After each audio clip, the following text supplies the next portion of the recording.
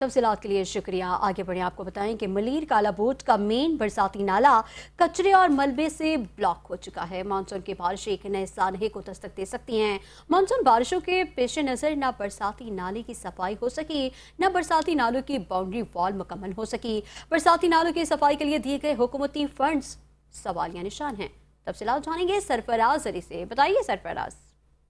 जी बिल्कुल, इस वक्त मैं मौजूद हूँ मलीर कालाबोट के मेन रोड पे और मेरे कप में आप देख सकते हैं कि ये मेन नाला है मलीर का, जो इस वक्त बिल्कुल चौक हो चुका है कचरे से, मलबे से। और मैं आपको बताते चलूँ कि सिंध गवर्नमेंट ने पिछले साल तकरीबन 60 करोड़ रुपए जो है नालों की सफाई के लिए दिए थे, और जो इस साल जो इसका बजट जो है थोड़ा बढ़ाया है, 80 करोड़ रुपए जो है बजट रखा है नालों की सफाई का, जिसमें 20 करोड़ रुपए फौरी जारी कर दिए नालों की सफाई के लिए। मगर मलीर को कालाबोट का ये जो नाला है, हम आपको दिखा सकते हैं कि बिल्कुल जो है जाम पड़ा हुआ है, नालों की सफाई बिल्कुल नहीं हो सकी और मानसून की बारिशें बिल्कुल करीब हैं। और आपको मैं बताऊं कि मुर्तज़ा वहाब साहब सिटी नाज़िम ने सख्त हिदायत भी की है कि नालों की सफाई मुकम्मल की जाए, क्योंकि जब बारिशें होंगी ये नाले उबल के रोडों पे आएंगे और आवाम को शदीद मुश्किलात का सामना करना पड़ सकता है।